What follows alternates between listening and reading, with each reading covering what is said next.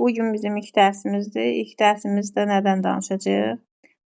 İlk dərsimizdən kimya nədir, maddə nədir, cisim nədir, onlardan danışacağıq. Ümumiyyətlə, fiziki cisimlər ətrafımızda nədən təşkil olunubsa, onlar maddə adlanır. Ətrafımızda gördüyümüz parta, stol, stul, yəni bunlar hamısı cisim hesab olunur. Onun tərkibində nə varsa, tərkibini öyrənən hissəsi artıq o öyrəndiyimiz hissə onun maddədir, maddə tərəfidir. Təbiətdə olan o daşdır, qayadır, ağacdır. Bax, mən bunları niyə sadalayıram? Çünki testdə də o cür düşür. Daş, qaya, yəni indiyə qədər rastlaşdığımız testlərdə deyirəm. Ağac və ya oduncaq düşür. Nə bilim, insan, heyvan bədəni, stol, stul, telefon, ətrafımızda gördüyümüz bunlar hamısı cisimdir. Ən çox nələr rast gəlinir onu deyirəm, qeyd edərsən. Bax, deməli, daş, qaya, çünki çox zaman bunları maddə deyə götürür bəzən uşaqlar. Ağac, tərzidə yazıram, oduncaq. Qeydiyyata sən də götürərsən. Oduncaq, sonra bunlar asandır. Masa, stol, stul, bunlar heç. Yazıram göl, yəni təbiətdə olanları çox vaxt qarışdırırlar uşaqlar. Və qranit parçası. Qranit sözü çətin gəldiyinə görə maddə kimi götürürlər, amma cisim kimi götürülür. Qranit parçası. Çünki bunun tərkibində də özünün maddələr var. Sonra müxtəlif minerallar. Baxın, yazıram. Müxtəlif minerallar.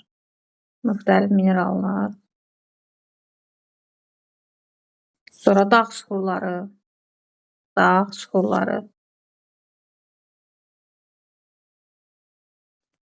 Sonra filizlər.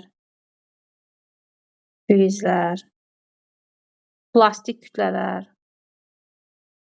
Bunları adla deyib yazdırmağımda səbəb deməli, bunları ayıraq belə. Çünki bu cür formada düşür. Yəni, maddə, plastik kütlələr. Sonra mineral gübrələr.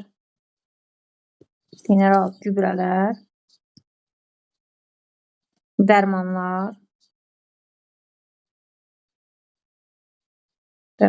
və s. Bunlar isə maddələrdir.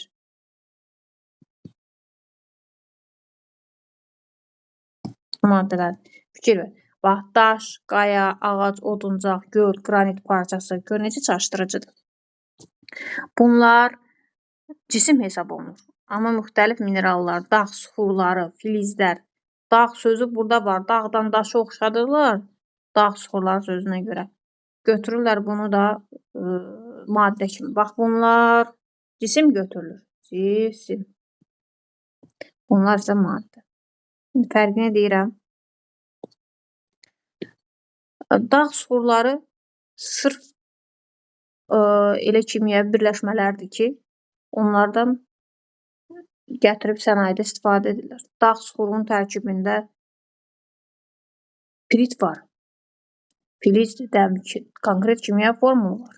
Sink S var, mineral var, sfalerit mineral deyirlər, kalsium karbonat var, kalsit mineral deyirlər, əhəng daşı.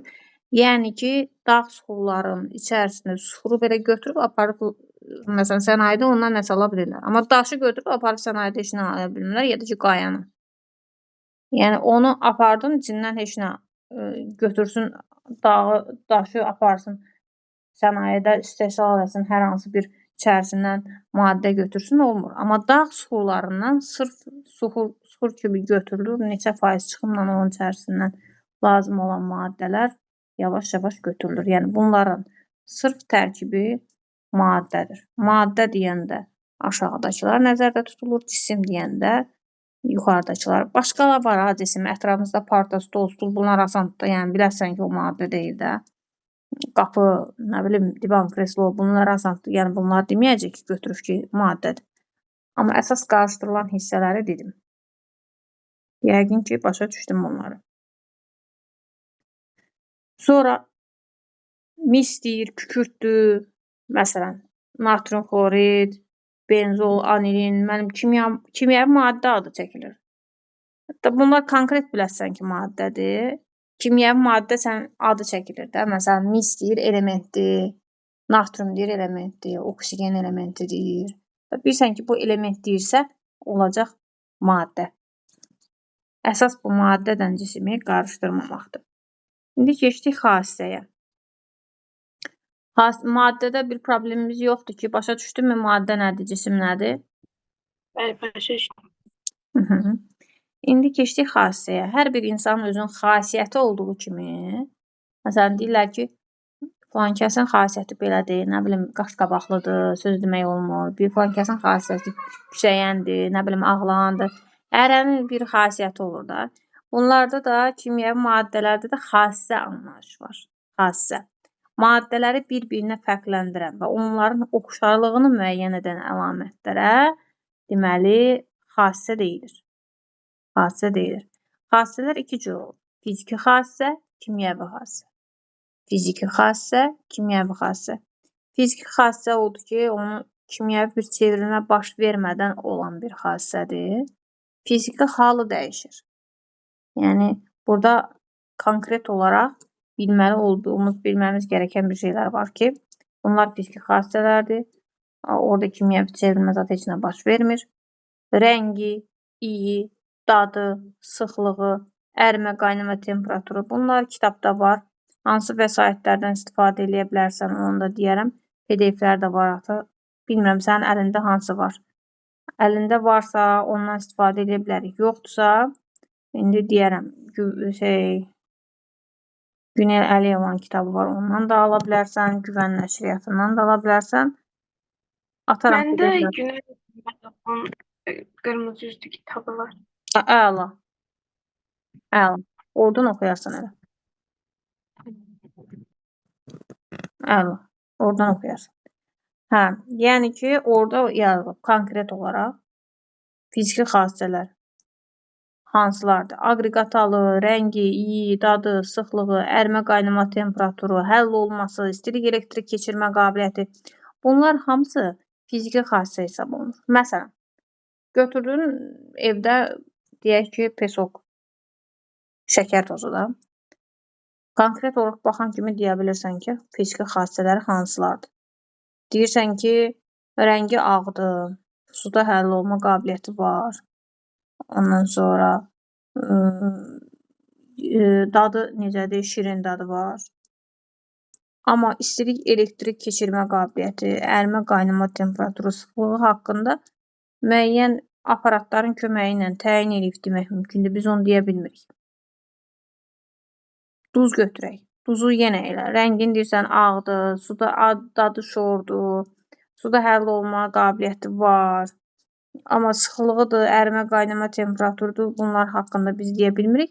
Yəni, belə bir qənaətə gəlirik ki, hansı xassələr xüsusi cihazların köməyi ilə tapılır? Deməli, ərimə temperaturu, T ərimə, qaynama temperaturu, T qaynama və sıxlıq. Bunlar xüsusi cihazların köməyi ilə tapılır. Ərimə temperaturu, qaynama temperaturu, sıxlıq, istilik keçirmə qabiliyyəti, elektrik keçirmə, yazıram, istilik keçirmə,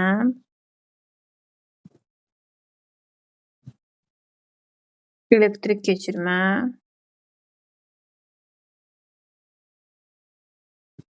bunlar sırf xüsusi cihazların köməyi ilə tapılır. Bu da sual olaraq düşür. Çünki dərslik çərçivəsində nə varsa onlar hamısı düşür. Deməli, bir də maddənin dedik, fiziki xassələrinin hansılar dedik. İndi qaldı kimyəvi xassə. Müəyyən şəraitdə bir maddənin başqa maddəyə çevrilməsi nəticəsində onun reaksiyaya daxil olur. Reaksiya daxil olmağı nəticəsində kimyəvi xassəsi dəyişir. Bir maddədən digər maddə alınır deməli. Bir maddədən digər maddənin alınması, yəni kimyəvi proseslərin baş verməsi, eyni zamanda metallıq, qeyri-metallıq, amfoterlik, əsaslıq, turşuluq, oksidləşdiricilik, reduks edicilik, bunlar hamısı kimyəvidir. Sən deyə bilərsən ki, müəllim, mən bunları bilmirəm, indi tanış oluram. Fizikini bildin də. Fiziki rəngi, iyi, dadı, sıxlığı, ərimə, qaynama temperaturu bunlar və s. Yerdə qalan nə gördünsə, kimyaya aid bir kəlmə eşidirsən. Sən bilmirsən, axı keçməmsən. Oksidləşdiricilik nədir, reduks edicilik nədir, əsaslıq nədir, turşuluq nədir, amfoterlik nədir? Nə bilim, metallıq xassəsi necə göstərir, filan maddə ilə reaksiyaya girir, rəng dəyişikliyi olur, nə olur? Sən bunu keçməmişik də ki, qaz alınır, çöküntü alınır, reaksiya gedir. Sən bu kimyaya aid şeyləri keçməmsən. Ona görə də seçəndə orada variantların içində ki, olsa ki, filan element, flor ən oksidləşdirici elementdir. Flor hidrogenlə reaksiyaya girəndə onun elektronlarını alır. Deməli, kimyaya aid bir şey görsən, bu olacaq kimya xassəsi. Amma məsələn, sən görsən ki, yazıb qurğuşun əriməsi. Qurğuşun olmayıb, nə əriyir ərisin? Ərimə deyir də. Ərimə haradaydı? Fizikdə. Məsələn, desin ki, mis elektriki yaxşı keçir. Elektrik keçirmə qabiliyyəti haradaydı? Fizikdə. Kükürt istiliyi zəif keçirir. Elektriki ümumiyyətlə keçirmir. İstiliyi elektrik keçirmə qabiliyyəti haradaydı? Fizikdə. Sonra natrium qələvi metal olaraq yaxşı sudan reaksiya daxil olur, şiddətli reaksiya daxil olur. Nədən danışıram? Kimyəvi prosesdən danışıram. Kimyəvi reaksiya. Yəni, o nədən danışılırsa, onun ən əsasda son verilən hissəsindən başa düşmək olur. Qurğuşun əriməsi deyəndə, qurğuşun görən kimi deyirlər, ay mənim, bu metaldır, fərqlidir. Ərimə deyir, nə əriyir ərsin, istəyir buz ərisin, su olsun, istəyir qurğuşun ərisin, onun dəxli yoxdur. Yəni, ərimə deyir. İndi temperaturdan və təzyiqdən asılı olaraq maddənin kimyada 3 aqreqat halı var. Uşaqlar belə deyəndə deyirlər, mənim bir dənə də plazma halı var, o fizikada keçirilir. Bizdə kimyada 3 aqreqat halı olaraq götürülür. Bərk, maye, qaz. Bərk, maye və qaz. Bərkdən maye keçmə prosesi ərimə adlanır. Mayedən bərkə keçmə prosesi donma. Mayedən qaza keçmə prosesi qaynama.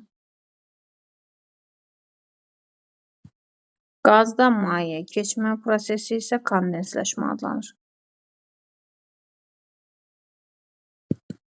Kondensləşmə. İndi bunu izah edirəm.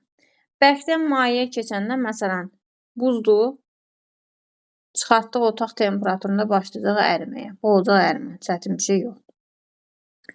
Mayedən bərkə keçmə prosesi suyu qoydun xaldenikə, marazinikə dondu, soyuducuda oldu donma. Mayedən qaza çaydanı qoydun qazın üstünə qaynadı, oldu qaynama. Qazdan mayəyə. Qazdan mayəyə, məsələn, çaydanı qoydun qaynamağa, yadından çıxdı. Kuxunanı bürüdü belə buxar və o da gedir kafeldən toxunur, soyuq səthdə. Toxunan kimi başlayır su damcıları şəklində kafelin üstündən tökülməyə. Ya da ki, vanna otağında, hamamda görürsünüz ki, duşdan sonra kafelin üstündə damcılar şəklində su tökülməyə başlayır. Təbiətdə də var. Təbiətdə də var. Məsələn, qışda gedirsiniz hər hansı bir yerə, maşınla gedəndə görürsünüz ki, nəfəsimizdən maşının üstündə, pəncərəsində başlayır damcı-damcı tökülməyə. Və ya bitkilərin üstündə var, bitkilərin üstündə təbiətdə ana ürəyi bitkisi var, onun üzərində çox vaxt görürsünüz, damcı-damcı tökülür. O şeydən özünün istiliyi və havanın da soyuqluğu və onun üzərində başlayır, üzərinə düşən şey damcı-damcı tökülməyə. Bitkilərin də üzərində, yəni şeydən başlayır tökülməyə. Bu da olur kondensasiya, kondensləşmə. İndi gəldik bərkdən qaza keçmə prosesi. Bax, bunun adı sublimasiyadır.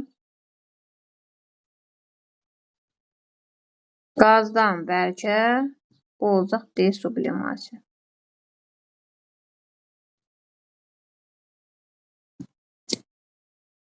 Desublimasiya. Bərkdən qaza nəyə nümunə gətirə bilərik? Naftalin. Bundan əvvəl çox qoyurdular döşəklərin arasına. Yükləri döşəklərdən yavaş-yavaş yük yığırdılar keçmişdə. İndi də varsa bilmirəm, sandığın üstünə yığırlar və arasına da naftalin qoyurdular. Naftalin satışda olurdu. O bərkdən maye halına keçməmiş birbaşa buxarlanan maddələrdir. Qoyursan naftalini. Bir müddət sonra keçir, gəlib görsən yoxdur. Çünki o bərkdən qaza keçir ona görə. Sonra onu yığışdırdılar, çünki kanserogen maddədir. Tütünün tərkibində olan, siqaretin tərkibində olan maddələr onun da tərkibində var. Sonra görüblər ki, xərçəng şişi yaradır. Ondan sonra onun satışına qadağa qoyuldu. Yəni belə, naftalin bərkdən qaza keçən üzvü bir maddədir. Sublimasiya edən bir maddədir. Bir də yod. Yod özü bərk halındadır, sublimasiya edir, olur qaz. Deyə bilərsiniz, ay müəllim, evdə axı yodu mən maye şəklində görürəm. Necə oldu bu bərk oldu? Evdəki yod 5%li yodun 5%li spirtdə məhlulluğu deməkdir ki, 5% içərisində yod var. 95% spirt var. Evdəki etil spirti formulusu H2H5OH. Yəni 5% yod, 95% spirtdə həll olub, evdəki etil spirti var. Evdə istifadə elədiyimiz spirt. Və alınıb istifadə elədiyimiz yod ki, biz onu maye şəklində görürük. Əslində yod bərk haldadır. Və sublimasiya edən maddədir. Tünd bənövşəyi rəngdədir. Onu saxlayanda bir müddət üzərində o təbəqəni, bənövşəyi rəngdə təbəqəni görürsən, maye halına keçmədən bərkdən birbaşa qaz halına keçir. Bu da sublimasiya. İndi gəldik desublimasiya nədir? Yəni qazdan bərkə elə bir şey varmı? Bəli, var. Məsələn, yağış yağır. Biz bilirik ki, bu buluddur, yağış yağdı. Yerdən su buxarlanır, su buxarları gedir yuxarıya. Bu təbiətdə baş verən suyun dövranı prosesidir ki, buludun tərkibində toplanır o su buxarları, yağış damcıları şəklində tökülür. Bir də var, o su buxarı gedir və orada yuxarıda temperaturun aşağı düşməsi nəticəsində artıq su buxarı yağış damcısı şəklində deyil, dolu şəklində tökülməyə başlayır. Yəni, buxar haldan maye halına deyil, buxar haldan bərk halına keçib tökülür. Bu proses isə desublimasiya, yəni qazdan bərkə keçmə prosesidir. Desublimasiya adlanır. Yəni, hərəsinə aid nümunə gətirdik. Bildik ki, bərkdən mayeyə, mayədən qaza keçid nədir, necə baş verir və bu proseslər necə dəyişir. Bura qədər sualım var. Xeyr, müəllim, yoxdur. İndi keçdik. Bərk saf maddə, sabit təzyiqdə qızdıranda qrafik dəyişiklik necə baş verir, necə keçidlər baş verir, qrafikdə o necə ifadə olunur, onu araşdırmağa. Tutaq ki, bizə belə bir qrafik verilir. Temperaturun zamandan asılı qrafikidir.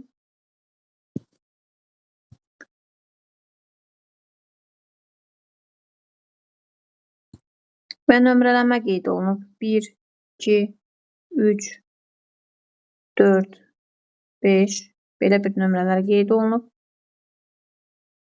Və bunun üzərində biz işləməliyik. Əgər maddə bərk haldadırsa, bax yazıram bərk. Bərkdən mayeyə, mayədən isə qaza keçidi göstərmək üçün belə bir qrafik ifadə verilir bizə. 2 dənə belə. Yəqin ki, qrafikdən riyaziyyat olaraq bilərsən ki, əgər bu perpendikulyardırsa y oxuna asılı deyildir deməkdir. Aşağıda belə bir nümunə gətirim. Tutaq ki, belə bir ifadə verilib. O deməkdir ki, sabitdir, dəyişməyib. Həmin temperatur sabitdir. Dəyişməmək, yəni bu riyazi ifadədir. Yəqin ki, onu bilərsən qrafikdə. İndi gəldik bura. Biz burada 2 sabitlik görürüksə, bax, biri 2-dir, biri 4. Onda bilin ki, bu olacaq bərkdən mayedən isə qaza keçirdi. Bunlardan biri 2 yazdığım xətt ərimə temperaturuna uyğundur. Biri isə qaynama temperaturuna uyğundur. Ərimə temperaturuna uyğundur. Biri isə qaynama temperaturuna uyğundur. Və o maddələr ki, saf maddələrdir. Maddələr 2 qrupa bölünür. Saf maddələr, qarışıq maddələr. Saf maddələr konkret formulu var, konkret adı var.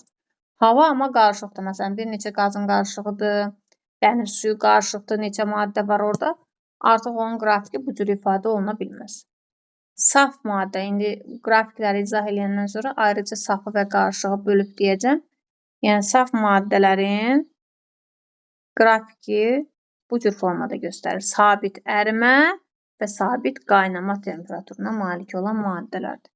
Əgər mən burada 2 dənə sabitlik görürəmsə, bilməliyəm ki, bunun biri ərimə temperaturuna, biri qaynama temperaturuna məxsus. Bu maddə bərk halda olub ki, müəyyən bir ərimə temperaturu olub. Bax, yəni burada bir vəziyyətində bərk olub ki, bərk. Sonra başlayıb əriməyə. 2-də artıq həmin temperatura çatanda başlayıb əriməyə, əriyib də. Məsələn, su üçün götürək. Su 0 dərəcədə başlayır əriməyə. 0 dərəcəyə qədər, məsələn, -5 götürək, -10 götürək. Bunların hamısında bərk haldadır. 0 dərəcədə əriyir. 0 dərəcədə əriyir. Sonra başlayır 0 dərəcədə əriyir ta ki 100 dərəcəyə qədər. 100 dərəcədə bu qaynayır. 0-100 arası bu artıq maye haldadır. 0-100 arası artıq maye haldadır. Yəni, temperatur, ərimə temperaturu və qaynama temperaturu arasında olacaq maye haldır. 0 dərəcədə artıq bu başlayır qaynamağa, su qaynayır. Qaynayandan sonra nəyə çevriləcək? Qaz halına, yəni buxar halına çevrilir. 5-də də olacaq qaz halında. Deməli, bizdən soruşsalar ki, bu asılılıqda 1-ə nə uyğun gəlir? 1-ə bərk hal uyğun gəlir, bərk və qızma baş verir. Yəni, necə olur? Mən hələ bunu qızdırıram da. Qızdırıram ki, temperaturu 0 dərəcəyə qaldırım. Bu mənfi temperaturdadır. Qızdırıram ki, qaldırım 0-a qədər, 0-da ərimə baş versin. 0 dərəcəyə qədər burada bərk haldadır və nə baş verir? Qızma. 2-də nədir?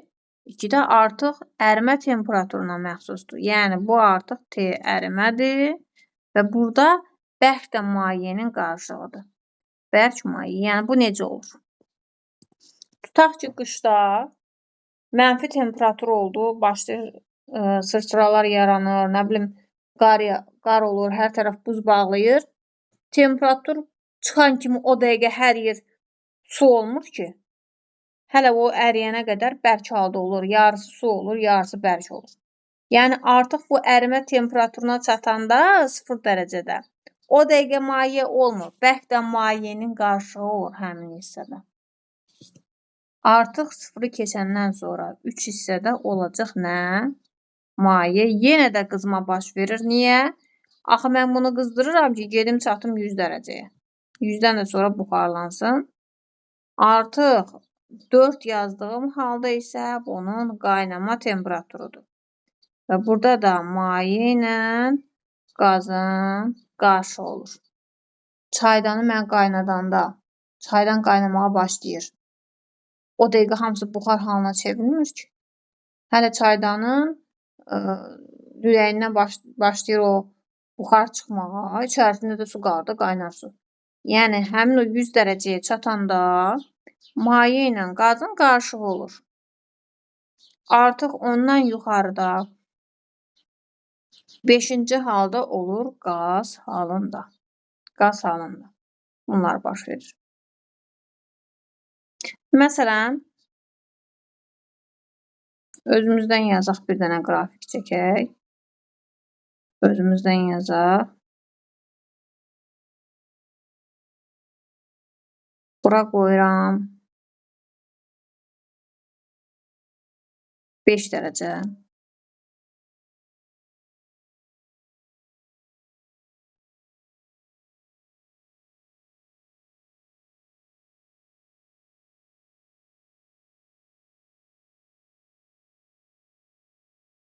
Burada qoyuram 90 dərəcə.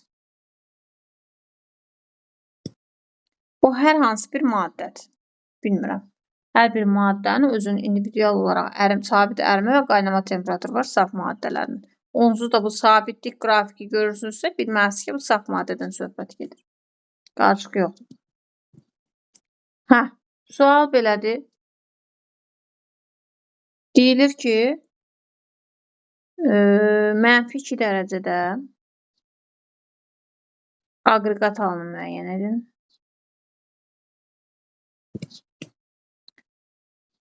Sıfırdan 60 dərəcəyə keçəndə aqreqat halı necə dəyişir?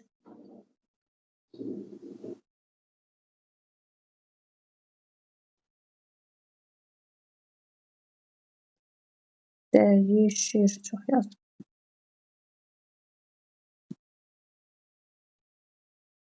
Sonra 85 dərəcədə aqreqat halı 80-100 arası aqreqat halı necə dəyişir?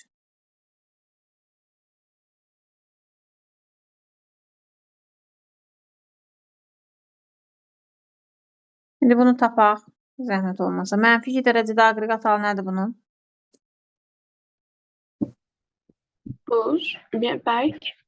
Bərk. 0-dan 60-a keçəndə necə dəyişir? 0-dan 60-a ərimə. Yəni, necə dəyişir? Mayedən mi bərkə keçir, bərkdən mi qaza keçir, neyinir? Bərkdən mayeye keçir. Bəli. 0 bu intervala daxildir. 60-da 5-90 arası. Aha. 85-də aqreqat halı nədir bunun? 85 dərəcədə. Orada maye olur. Və 80-dən 100-ə keçəndə aqreqat halı necə dəyişir? Buxar qaz olur. Bəli. Mayedən qaza çevirir.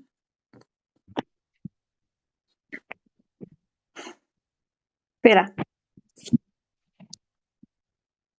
İndi bu elə bir maddədən söhbət elədik ki, həmin maddə deməli bərkdən maye, mayədən isə qaza keçirir. İndi tutaq ki, bizə verilib ki, maddə maye haldadır. Onun qrafiki mayədən qaza keçəndə hansı asılılıq qrafiki ola bilər?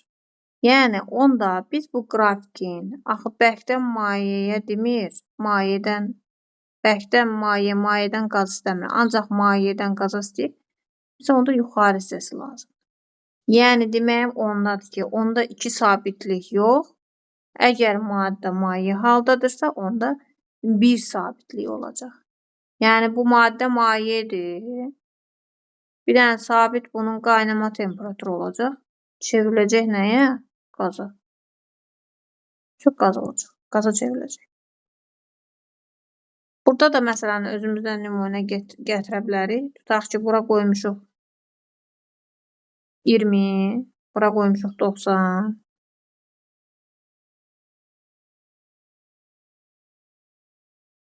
Hə. Burada elə belə qoymuşuq 110. 110 dərəcədə deyir, aqreqat halı nədir? 110-da qaz. Qaz.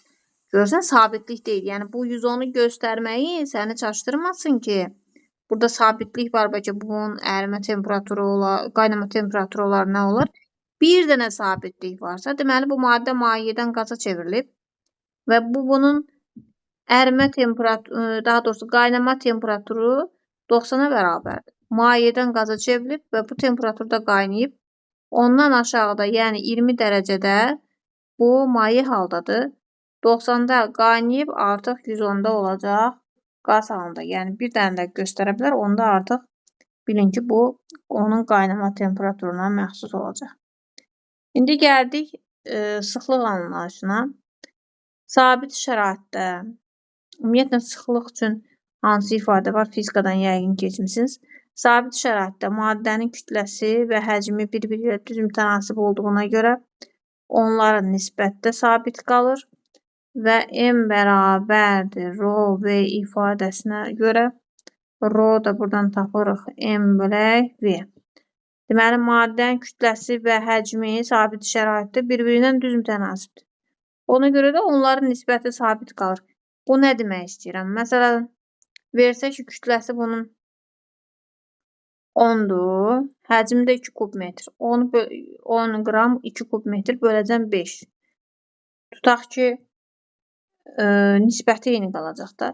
Düz mütənasib artır. Bu 10-sa təzədən 20 artacaq, bu olacaq 4, yenə olacaq 5. Təzədən 2 dəfə artacaq. Tutaq ki, bunu 2-yə vuram, eləyir 40, bunu da 2-yə vuram, 8, yenə olacaq 5. Görürük ki, sabit qalır. Deməli, sabit şəraitdə maddənin kütləsi və həcmi bir-biri ilə düz mütənasibdir və onların nisbəti də sabit qalır. Sabit təzyiqdə və sabit temperaturda sıxlıq heç nədən, ya kütlədən, ya həcmdən asılı deyildir. Bu da aiddir bərk və mayelərə. Bərk və mayelərə belə yadda saxla. Dərslikdə yazıb, sabit şəraitdə düz mütənasib olduğuna görə kütlə ilə həcm, ona görə sıxlıq dəyişmir, amma bu hansı maddələrə aid olduğu qeyd olunmur. Bərk və mayelərdə sıxlığın həcmdən və kütlədən asılılığın qrafikini istəsə, sabit götürəcəksiniz. Həm V-dən, həm M-dən sabit. Ancaq M bərabərdir rho V ifadəsinə görə M özü rho-dan da, V-dən də düz mütənasib olaraq dəyişəcək. Bu bərk və mayelərdə. Deməli, bərk və mayelərdə sıxlıq kütlədən, həcmdən asılı deyil. Ancaq kütlə sıxlıqdan, həcmdən düz mütənasibdir. Amma qazlarda vəziyyət dəyişir. Qaz halında olan maddənin kütləsini qazlarda yazıram. Rho bərabərdir M bölək V. Qaz halında olan maddənin kütləsini sabit saxlayıb həcmi dəyişəndə dəyişəcək. Tutaq ki, M bərabərdir konstant verilirsə, konstant sabitliyi göstərir. Rho V-dən necə asılı olacaq? Rho V-dən tərs mütənasib asılı olacaq. Əgər V bərabərdir konstant olsa, konstant yenə də deyirəm, sabitlik deməkdir.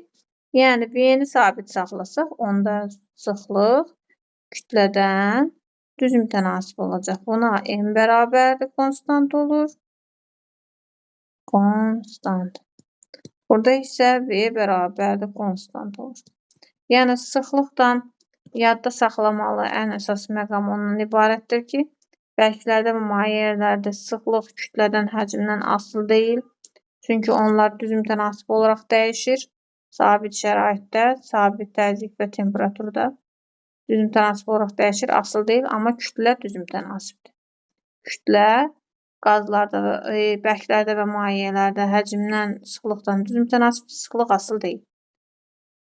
Ancaq qazlarda rho V-dən və M-dən asılıdır. Bir şərtdən ki, birində kütlə sabit qalır, həcmdən asılılığı istənilir. Birində də həcm sabit qalır, kütlədən asılılığı istənilir.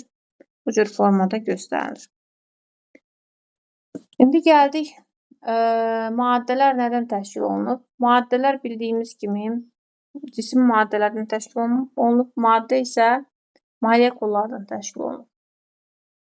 Və bu molekullar bərk, maye və qaz halında olan maddələrdə dəyişir onların arasındakı məsafələr. Su xaric, suyu ayrıca izah eləyəcəm. Digər maddələrdə bunlar təsəvvür edək ki, molekullardır. Və molekullar bir-birinin içərisində bərk maddələrdə sıx yerləşir. Bir-birinin içərisinə girib elə bil ki, bu formada molekullar bir-birinin yanında, yaxınlığında yerləşir. Ancaq mayelərdə bu məsafə nisbətən artır. Nisbətən bu məsafə bir-birindən uzaqlaşır. Yəni, mayelərdə molekullar arasında məsafə artır. Qazlarda isə bu məsafə daha böyük sürətlə artmağa başlayır. Çünki molekulların hərəsi bir tərəfə uçur. Yəni, bərk maddələrdə molekullar arası məsafə azdır və onlar daha sıx yerləşib. Ona görədir, rho bərk böyükdür. Mayelərdə məsafə artır, sıxlıq isə azalır. Rho maye Qazlarda isə sıxlıq ən kiçik olur. Çünki onlar sıx yerləşmir, molekul arası məsafə də artır. Rho qaz. Bax, qeyd elədim. Bir dənə suda bu fərqli olur. Suda rho maye, rho su, belə qeyd edək. Rho buz, rho su buxarı yazırıq. Niyə? O, niyəsini hidrogen rabitəsi keçəcək, rabitələr keçəndə onda daha dəqiq biləcəksən. Amma necə yadda saxlamaq olar, onu deyə bilərəm ki, soyuq olur, suda temperatur mənfiyə düşür və çayların üstü başlayır donmağa. Fikir versən, görərsən ki, buz suyun üstündə qalır da. Yəni, ən birinci suyun səthi, üst tərəfi başlayır buz tutmağa. Aşağı hissəsi buzlamır ki, yuxarı hissəsi buz olur. Sıxlığı çox olan düşür alta. Suyun sıxlığı çoxdur ki, o altda qalmış olacaq. Buzun sıxlığı ondan azdır ki, o çıxır üstə. Yəni, suda bu bir dənə sudan buzun sıxlığının yer dəyişməsi fərqli olur. Suyun sıxlığı buzun sıxlığından, buzun da sıxlığı su buxarının sıxlığından çox olacaq. Rho su, rho buz və rho su buxarı. Bu cür formada dəyişir. Necə yadımızda saxlayaq? Su aşağıda qalır da. Buz onun üstündə qalır. Sıxlığı çox olan aşağı düşür. Buz yüngüldür ki, onun üstündə qalır. O da belə deyək, Allahın bir lütfüdür ki, dəniz altında olan, suyun altında olan canlılar yaşasın deyə. Orada donsa hamısı donub ölər. Ona görə üst tərəfdən başlayır donmağa. Bir dənə suda alt hissə donmur, sıxlığı çox olan aşağıda qalır. Bu belə. İndi keçdik maddələrin təsnifatına. Onlar haqqında məlumat verim. Sonda refleks eləyəcəm səndən. Yəni, oxuduqlarımızı ümumiləşdirəcəm, görüm nə öyrəndin, nə yadda qaldı, nələr öyrəndik bu dərs yadında qaldımı ya yox. Maddələr saf maddələrdə bölünür. Var qarışıq maddələr, saf maddələr və qarışıq maddələr. Saf maddələr konkret kimyəvi formulu olan maddələrdir. Qarışıqlar isə bir neçə maddənin qarışığından ibarətdir. Saf maddələr sabit fiziki xassəyə malikdir. Yəni, sabit ərimə temperaturu, sabit qaynama temperaturu var. Bayaq çəkdiyim qrafiklər ki, var yuxarıda, onlar ancaq saf maddələrə aiddir. Saf maddələrdə konkret olaraq ərimə və qaynama temperaturu sabitliyi var. Və saf maddələr iki cür olur. Bəsit maddələr, mürəkkəb maddələr. Bəsit maddələr isə bəsit, adından məlum olduğu kimi sadə, bəsit sözünə oxşuyur, görürsünüz. Bəsit maddələr, deməli, yazıram, maddələr saf və qarışıq olmaqla iki yerə bölünür. Saf maddələr, saf, bölünür bəsit və mürəkkəb maddələr. Mürəkkəb maddələrə. Bəsit maddələr isə öz növbəsində metallar və qeyri-metallar olmaqla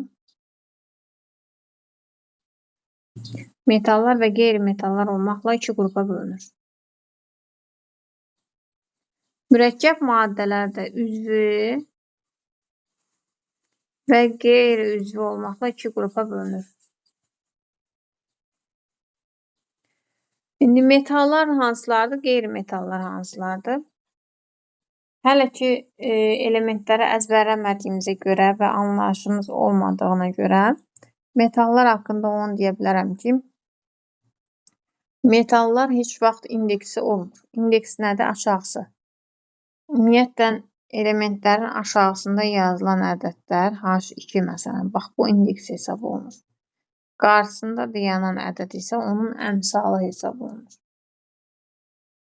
Yəni metallarda indeks olmur, aşağısında heç nə yazılmır. Yəni dəmirin formulu bu cür yazılır, aşağısında heç vaxt ferrum 2 görə bilməzsən. Tutaq ki, kalsiumdur. Kalsium 2 görə bilməzsən. Hələ ki biz metallar haqqında dövr sistemi keçəndə daha ətraflı keçəcəyik. Orada birinci, ikinci qrupu öyrənəcəyik. Hələ ki bunu bilin ki, bunun indeksi ola bilməz. Eyni zamanda bir-iki metal xaric, məsələn kalium xaric, kalium tək yazılır. Qalanların əksəriyyəti 2 hərfli yazılır. 2 hərfli. Lityum, natrium, kalsium, stronsium, baryum, radyum, alüminium, krom, mis və s. Yəni kalium bir də bir-iki dənə element olur ki, kaliuma əsas çox düşür, ona görə onu vurğuladım. Və onlar deməli 2 hərfli yazılır. Amma qeyri-metallar bəziləri xaric, xlor, brom, silizium, yadıma düşəndə deyirəm indi hələ ki bunlar xaric, qalanlar tək yazılır. Məsəl üçün flor, məsəl üçün yod, karbon, bor, kürd, fosfor. Yəni görürsünüz 2 hərfli yox, 1 hərfli yazılır. Xlor, brom, silizium xaric, hələ ki bunu yazın. Biləsiniz ki, xlor deməli qeyri-metaldır, brom qeyri-metaldır, silizium qeyri-metaldır. Digər tək halda belə gördüyümüzdə bunlar qeyri-metal olacaq. Təsirsiz qazlar da qeyri-metal olur, tək yazılır. Təsirsiz qazlar 8-ci dövr sistem cədvəlində axırıncı qrupda, 8-ci qrupda yerləşən elementlər var ki, onlara təsirsiz qazlar deyirlər. Konkret olaraq əzbərləməliyik. Bu elementləri, təsirsiz qazları əzbərləməliyik. Helium, neon, argon, kripton, ksenon və radon. Helium, neon, argon, kripton, ksenon, radon. Bunlar deməli tək halda yazılır, indeksi olmur. Bu belə. Metallar yaxşı elektrik cəryanı keçirir. Metalların da orada xassəsi var. Civədən başqa hamısı bərk halda olur. Civə bir dənə termometrin içərisinə görür ki, maye haldadır, içində fırlanır. Civədən başqa hamısı bərk halda olur. Elektrik cəryanını yaxşı keçirirlər, nizamlı quruluşa malik olurlar. Qeyri-metallar isə deməli qeyri-metallar həm bərk, həm maye, həm qaz halında olurlar. Bərk halda olan qeyri-metallar hansılardır?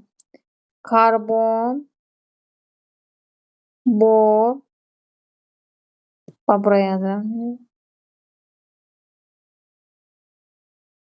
Bunu açar sözü deyirəm uşaqlara, elə yadda saxlayırlar. Cipsi. Cipsi. Bax, C-B-P-Si. Cipsi.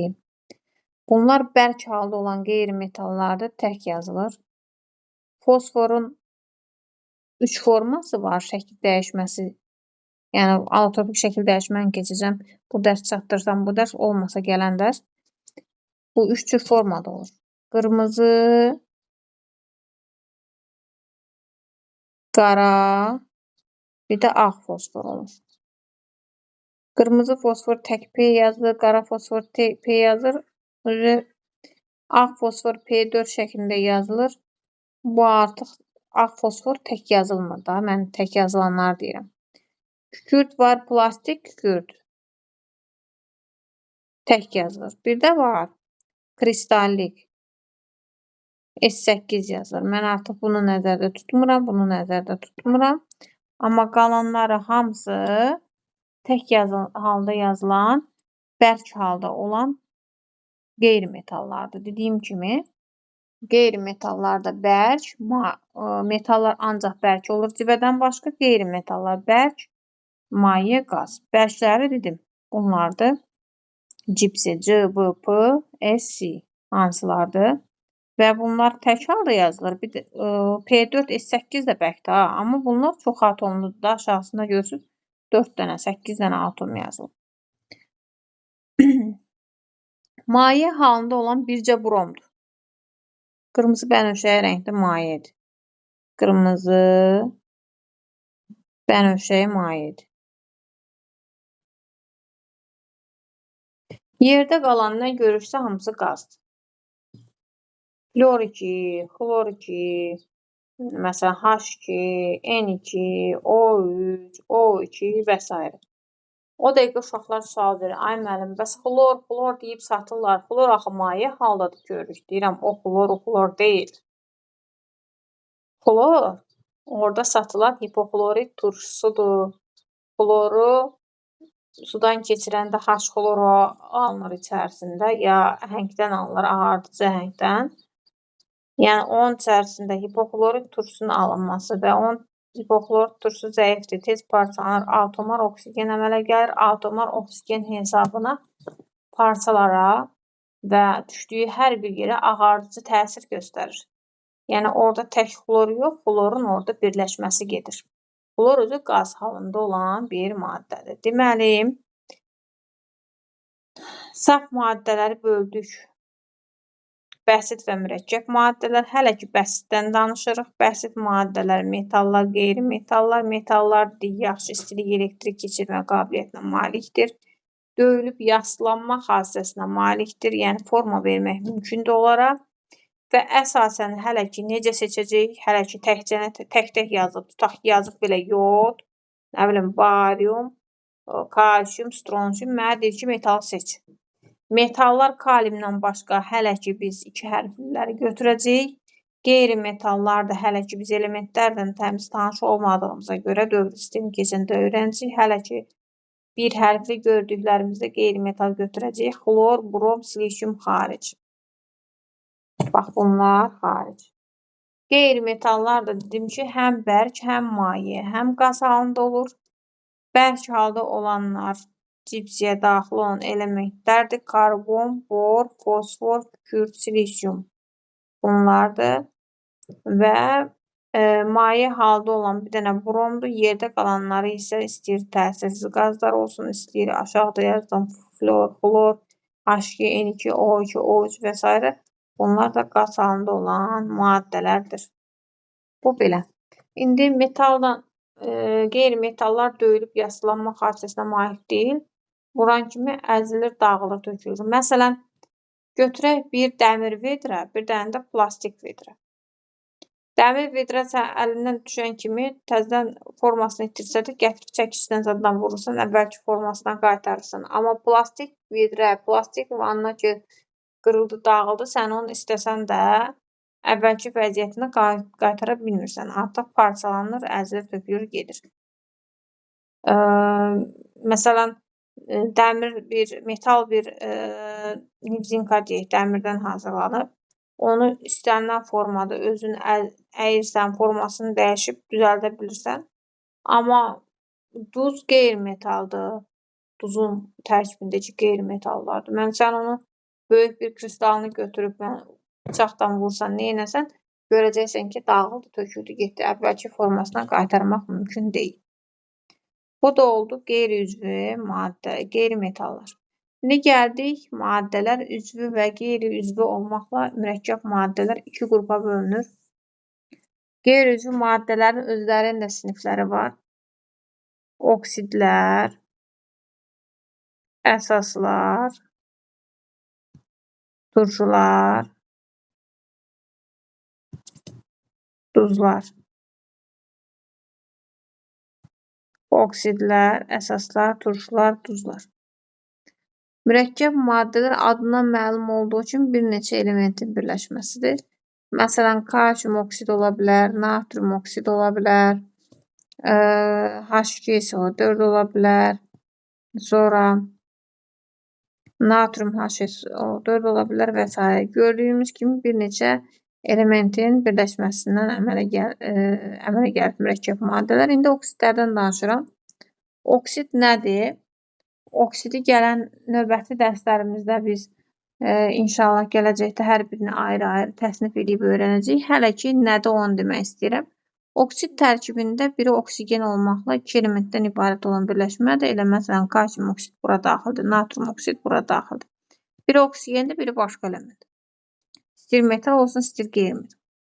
Əsaslar tərkibində OH olan birləşmələrdir. Turşular tərkibində hidrogen və yanında turşu qalığı olan birləşmələrdir. Duzlar da ki, bu turşunun tərkibindəki hidrogeni götürüb metal qoysam alınacaq duz. Oksidlərə misal üçün göstərə bilərik. Kalsium oksid, natrium oksid, sink oksid. Əsaslara natrium OH, məsəl üçün kalsium hidroksid, deyək ki, alüminium hidroksid və s. Turşular tərkibində hidrogen və turşu qalığı ibarət olan birləşmələrdir. Məsələn, H2SO4 yazıram, H xlor və s. Biri hidrogen olur, digərləri oksigenli hissədə ola bilər və ya oksigensiz hissədə ola bilər. Əsasdır ki, tərkibində hidrogen olsun və digər qeyri-metallar. Duzlar isə tərkibindəki hidrogenin tamamilə və qismən metaldan əvəz olunmasından yaranır. Məsələn, H2SO4 turşudur, amma natrium 2SO4 artıq duz hesab olunur. Yəni, ümumiləşdirsək burada kalsium oksidlər, daha doğrusu mürəkkəb maddələr üzvü və qeyri-üzvü olmaqla iki qrupa bölünür. Qeyri-üzvü maddələr, oksidlər, əsaslar, turşular, duzlar. Oksidlər iki elementdən ibarət olan, bir oksigen olmaqla iki elementdən ibarət olan mürəkkəb maddələrdir. Əsaslar içərisində OH olmalıdır. Turşular hidrogen və turşu qalığı, duzlar isə tərkibindəki hidrogenin metaldan əvəz olunmasından alınan birləşmələrdir. İndi gəldik üzvü maddələr. Üzvü maddələr karbonat turşusu, bax buna karbonat turşusu deyirlər. Karbonat. Sonra karbonat turşusunun natrium duzu. Karbonat turşusunun natrium duzu xaric.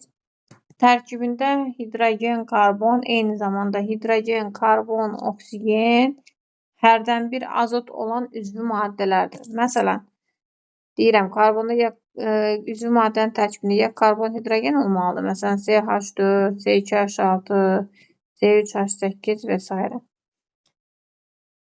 Ya da karbon, hidrogen, oksigen olmalıdır. Bunlar xaric. Baxın, bunun tərkibində karbon, hidrogen, oksigen var.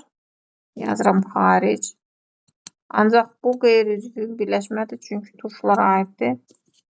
Amma məsələn, C2H5OH götürsəm, artıq bu olacaq üzvü maddə. Karbonat xaric, bir də natrium HCO3 xaric yazdım da. Onlar xaric. Yerdə qalan turşular və onların duzları olacaq üzvü maddələr. Deməli, məsəl üçün, C2H5NH2.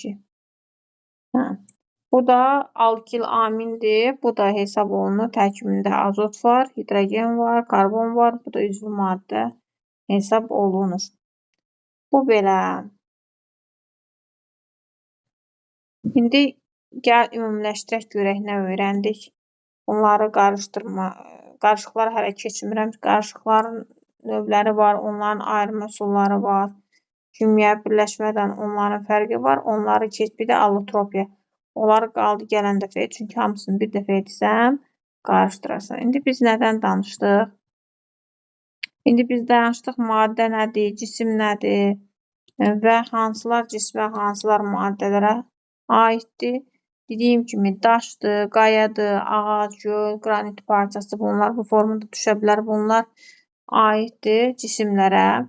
Amma müxtəlif minerallar, dağ süxurları, plastik kütlələr, filizlər, eyni zamanda mineral gübrələr, dərmanlar, bunlar hamısı maddə hesab olunur.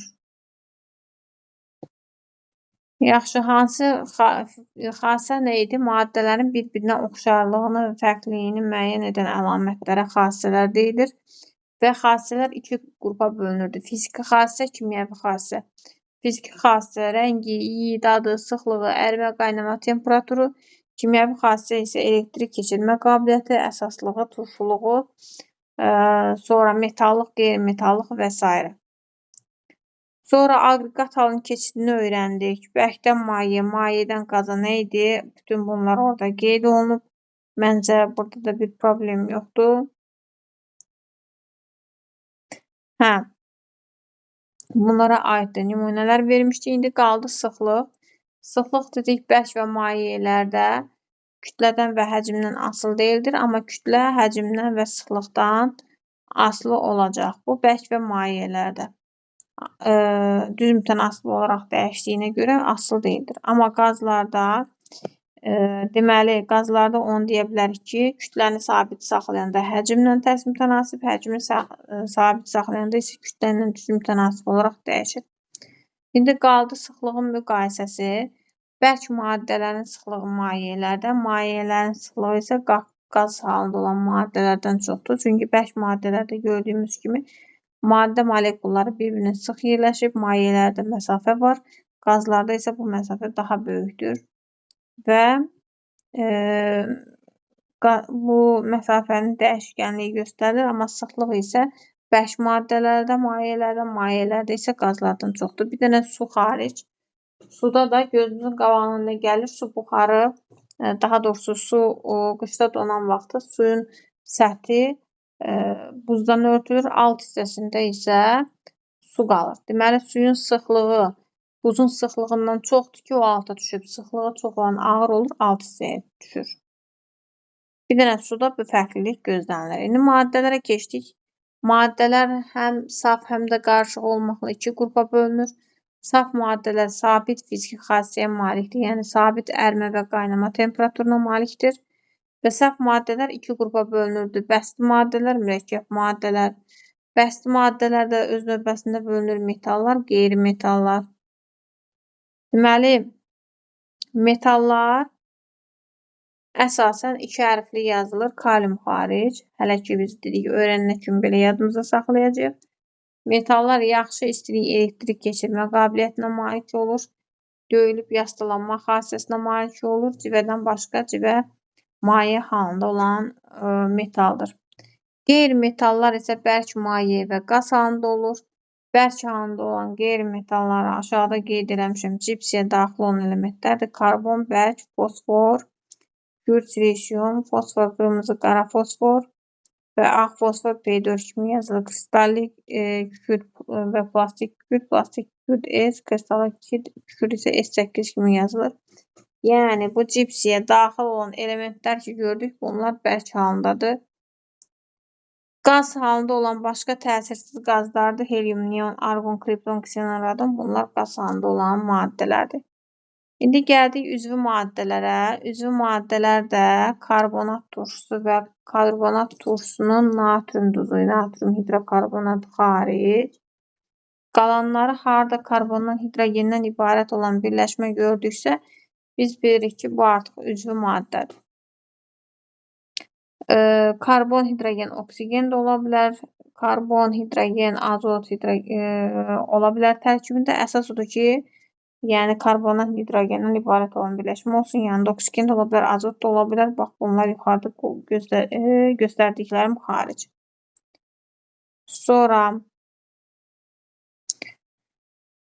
bir də qeyri-üzvü maddələr, oksidlər, əsaslar, turşular, duzlar olmaqla qruplara bölünür. Oksidlər tərkibində oksigen olan iki elementdən ibarət olan birləşmələrdir. Əsaslar tərkibində OH olsun, turşular tərkibində məsələn H2SO4, HNO3, hidrogen və turşu qalığı olsun. Duzlar isə hidrogenin tamamilə metaldan əvəz olunmasından yaranır. Bu da dərsimiz haqqında kiçik izah elədiyimdir. İndi açıb növbəti test toplusu yəqin ki, var səndə, yoxdursa alarsan və test toplusundan bəzi tapşırıqlara baxaq. Bunlara aid. Bəli. Nə dedin? Təranə başa düşmədim. Toplayın yanında değiş şeklini atabilirsiniz. Test toplusuna değiş şəkli budur.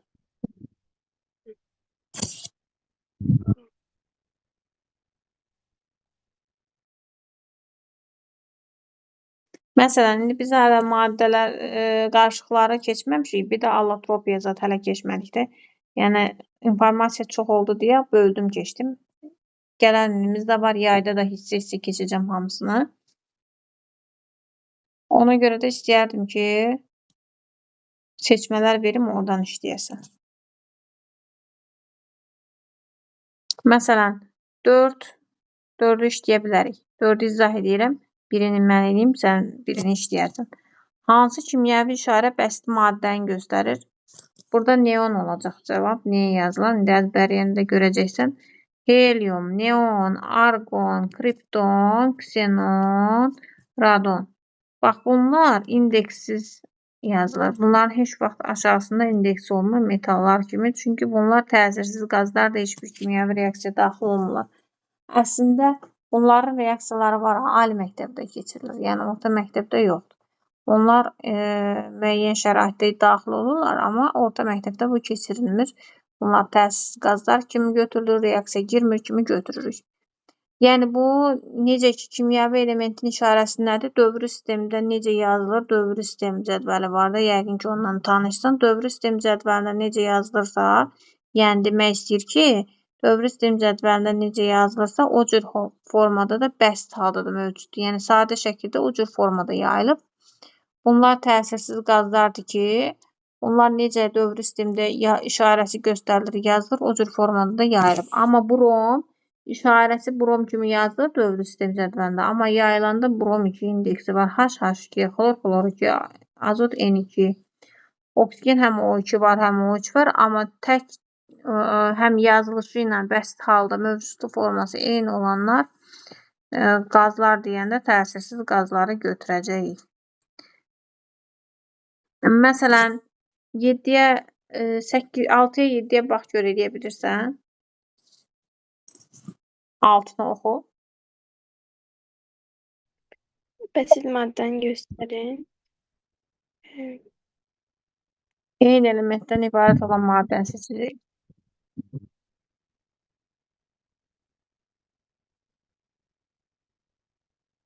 D variantı. D yoxsa B? D. Axı bəsit deyir 6-da. Bəsit odur ki, sərbəst belə yazılsın. H2, O2, xlor 2. Bəsit eyni növ atomdan ibarətdir. Yəni başqa yanında heç kəs olmur. Mürəkkəb necə ki Azərbaycan dili dərsindən keçmisiniz. Mürəkkəb sözlər hansı sözlərə deyilir? Mürəkkəb sözlər bir neçə sözün birləşməsindən əmələ gələn sözlərdir. Toz soğuran, defisdən yazılan sözlər var orada. Məsəl üçün, bağlayıcılardan yazılan sözlər var, birə-bir, nə bilim mən, defisdən yazılan var, gecə-gündüz. Yəni bunlar mürəkkəbdə bir neçə sözün birləşməsidir. Burada da mürəkkəb maddələrdə tərkibində bir neçə element var. Məsələn, sən seçdiyin D variantında hidrogen də var, oksigen də var. Hidrogen də var, xlor da var. Bunlar mürəkkəb maddələrdir. Amma B-də eyni növ atomdur. H2, O2 ayrıca yazılır. Vəssalam. İndi 7-ni də elə görək. 7-də 1-3. Bəli, 1-3.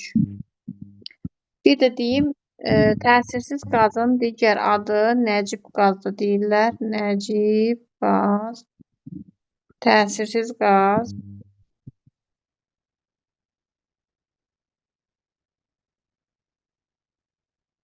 Və ya inert qaz. Yəni, o helium, neon, argon, kripton, ksenon, radon var ha. Onlara həm təsirsiz qaz deyirlər. Deməli, həm nəcib qaz deyirlər, həm də ki, inert qaz deyirlər. Məsələn, 9-da deyir ki, nəcib qazı seçin. Yəni, demək istəyir ki, təsirsiz qaz göstərin. Bayaq saydığım 10 dənə qaz var ha, onları. 13. 13. Metalı göstərin. D variantı. Bəli, tək şəkildə yazılır, indeksi olmur.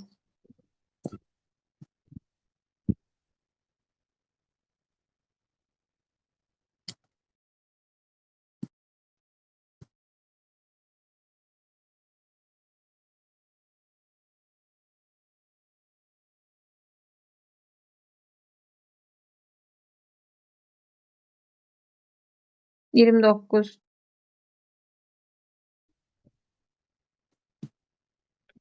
Adi şəkildə qaz halında olan bir atomlu bəsit maddəni göstərin.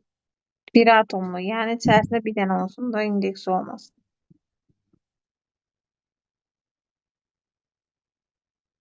Aşağısında heç nə yazılmaz. Hansılar idi bayaqdan sayıram.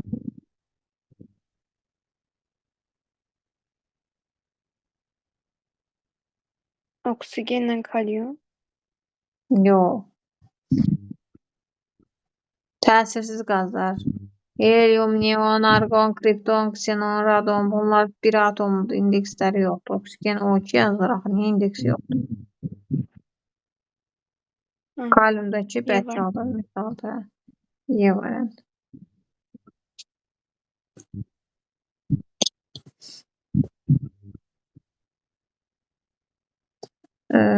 Məsələn,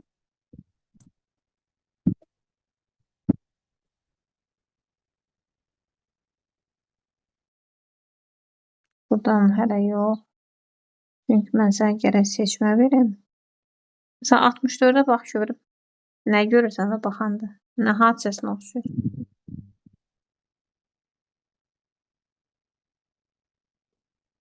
Bu. Səncə hansı haldan hansı hala keçir? Bərkdən qaza. Deməli, bərkdən qaza nədir?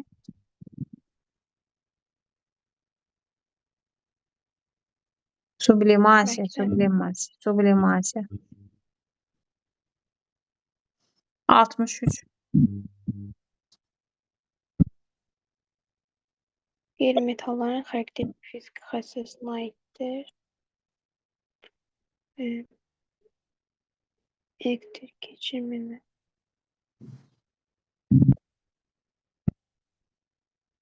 Kövrək deyirlər.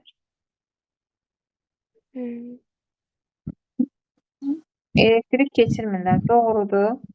Dedim ki, metallar elektrik cərəyan keçirir də. Əgər qeyri-metallar elektrik cərəyan keçirirsəydilər də tokların, şnurların içərisinə görürsüz, tok gedən şnurların içərisində məftillər qoyurlar.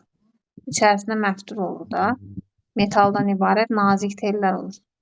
Əgər elektrik cərəyanı heli keçirənsə nəyə görə? Məsəl üçün, təbiət dərsini zəddə keçmişsiniz də, yəqin ki, hər hansı bir elektrik cihazı ilə kontaktda olanda deyir ki, plastik əlcəklərdən işləmək lazımdır. Ayağında rezin tapçıq olmalıdır. Çünki onlar elektrik cərəyan keçirmir. Onlar qeyri-metallardır.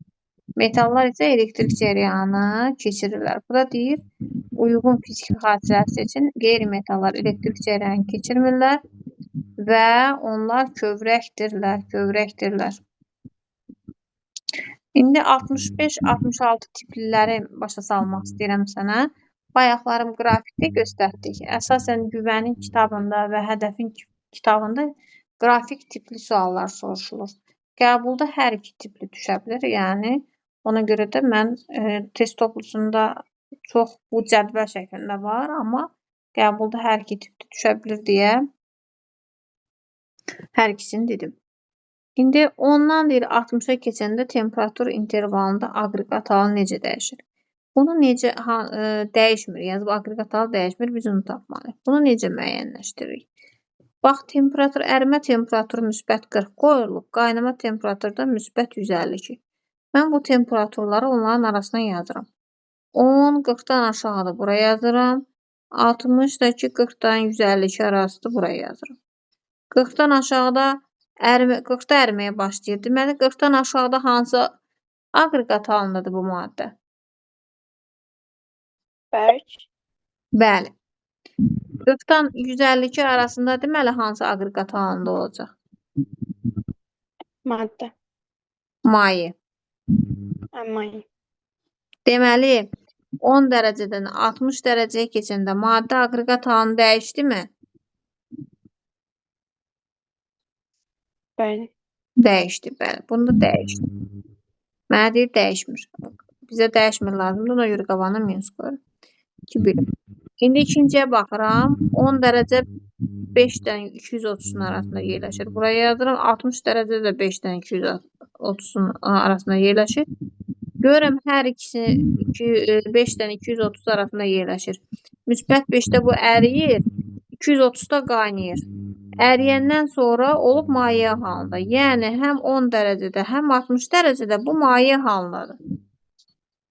Amma 230 dərəcədən yuxarı olacaq qaz halında, düzdürmü? Deməli 10 60 Y maddəsi üçün aqreqat halını dəyişibmi ondan 60-a keçəndə? Yoxsa yox? Dəyişməyib. Dəyişməyib. İndi gəlirəm 3-cü maddəmizə. 10-a baxıram, 60-a baxıram. -10-un və müsbət 80 arası 10 da burada yerləşir, 60 da burada yerləşir. Gördüyümüz kimi hər ikisi eyni temperatur intervalında yerləşdiyinə görə burada da aqreqat halı dəyişməyəcək. Bizdə Y və Z olacaq cavabımız. Dəyişmir. Aydın oldu. Mənə aydın oldu. Görün bu tipdə. Məsələn 75-i elə görək. Mən 20 temperatur.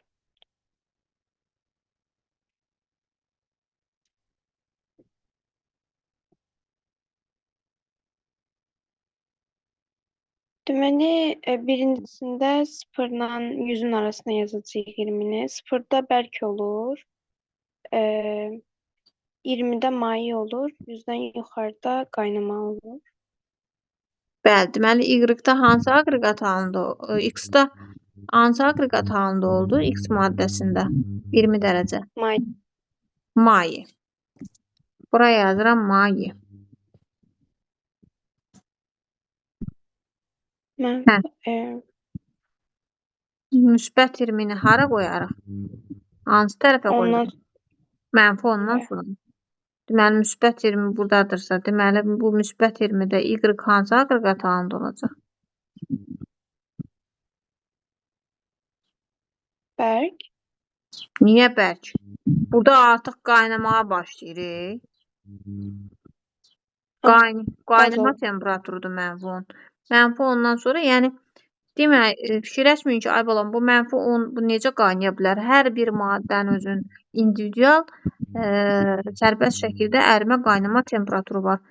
Bu hər hansı bir maddə ola bilər ki, həmin bəli, bu maddə həmin temperatur intervalında dəyişibdir. Ərimə temperaturu bu -60 olub, qaynama -10 ola bilər. İstənilən saf maddə ola bilər də, yəni hər bir maddənin özünün var. Əsas bizə cədvələ əsasən müəyyən etməkdir ki, müsbət 20 harda yerləşir? -10-dan böyük olduğuna görə bu deməli qaz halındadır. Artıq qaz halına keçib. -10-dan yuxarıda nə varsa bu artıq buxarlanıb da deməli. Oldu burada qaz. Sonra müsbət 20 Z maddəsi üçün harda yerləşib? 30-dan əvvəldə yerləşir, o da bərk olacaq. Bəli, 20 dərəcə burada yerləşir, burada olacaq bərk. Aydın oldu.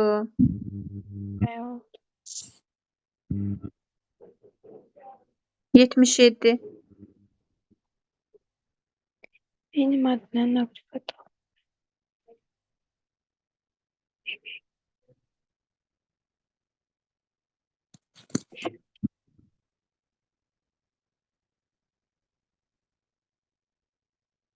Y-X-i keçirmək üçün qızdırmaq lazımdır.